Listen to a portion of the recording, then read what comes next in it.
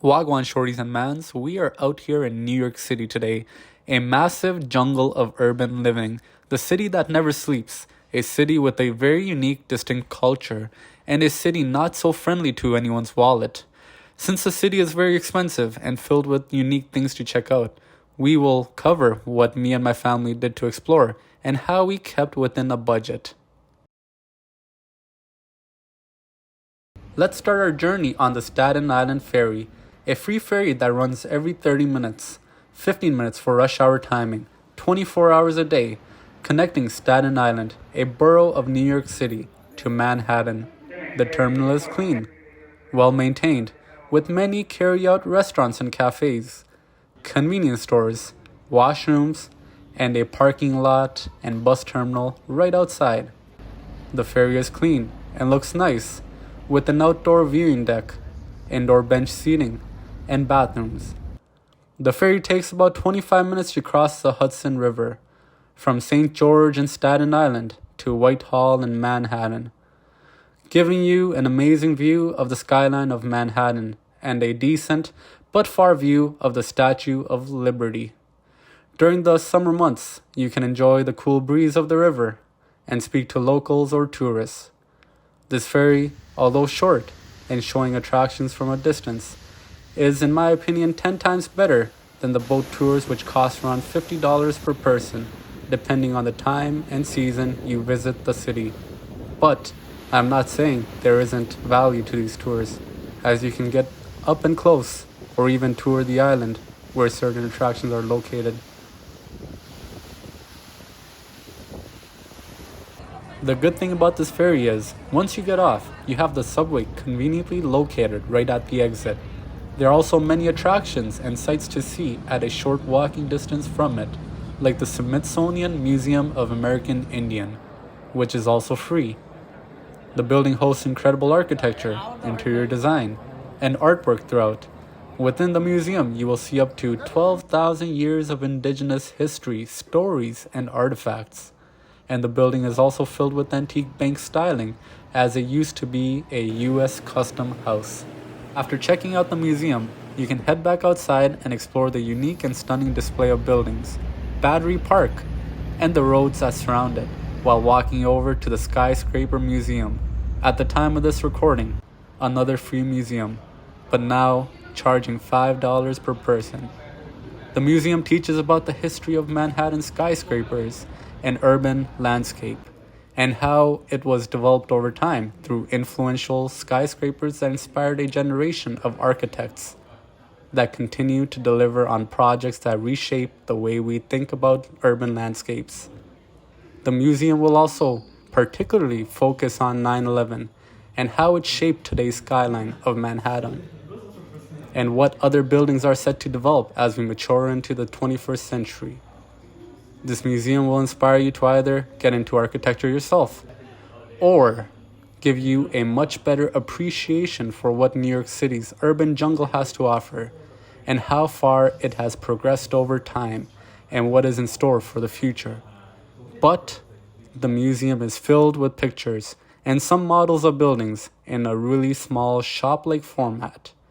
It may not justify spending $5 to check it out. Right next to the Skyscraper Museum, you have the Museum of Jewish Heritage.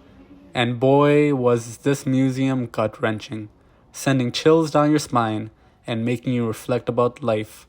The images, the stories, the artifacts were very impactful and moving.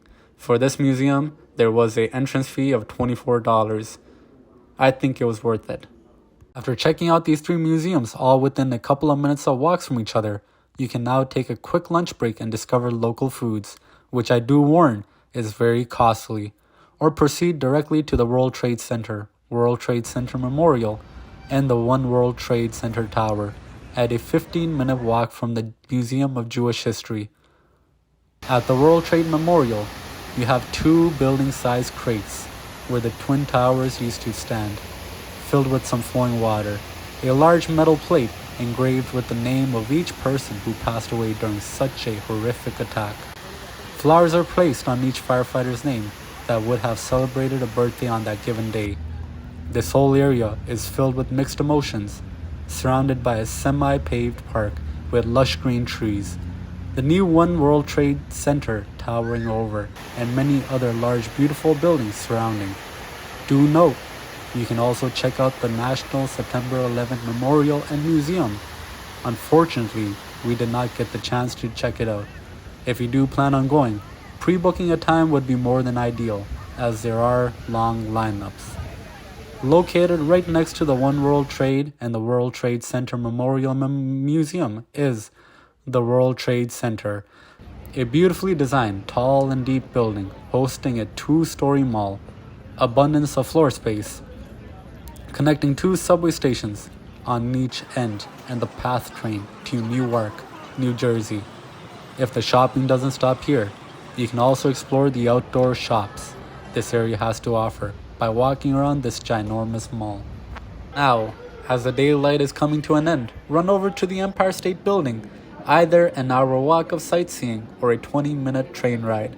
The best time to see the Empire State or any big tower and its observation deck is during the evening, so you can enjoy the view from day and see a night perspective.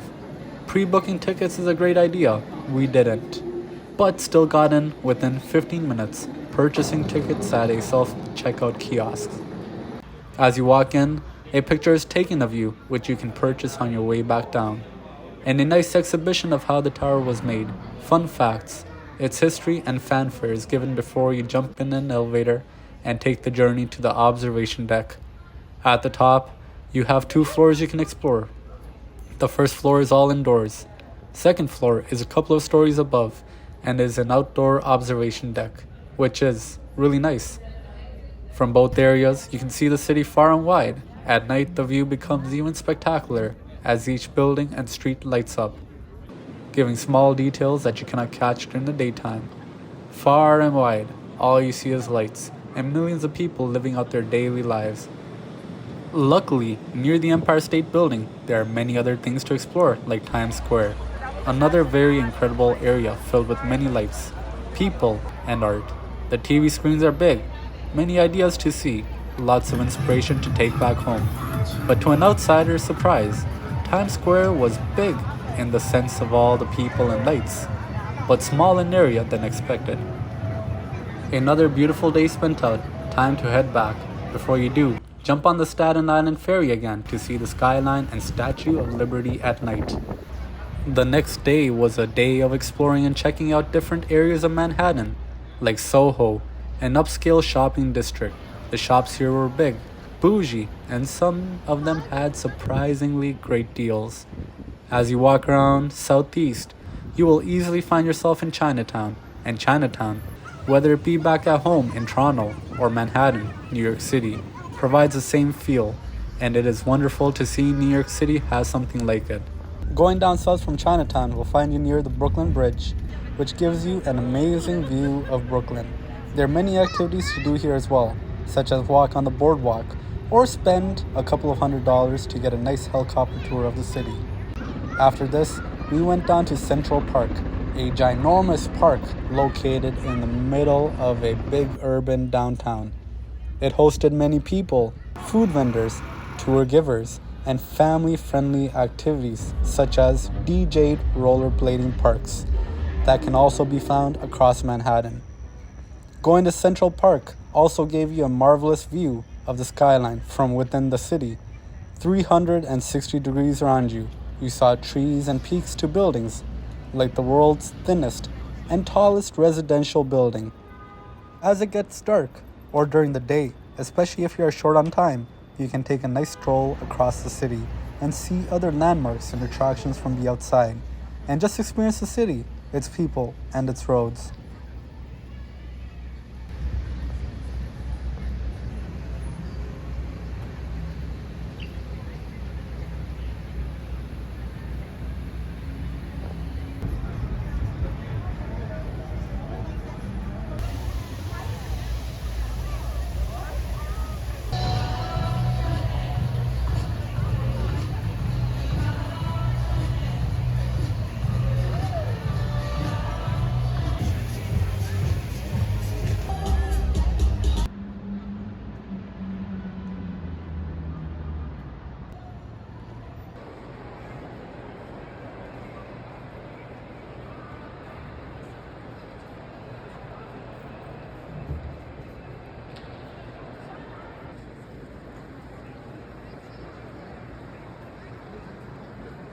proper wearing of a mask that covers the nose and mouth is required.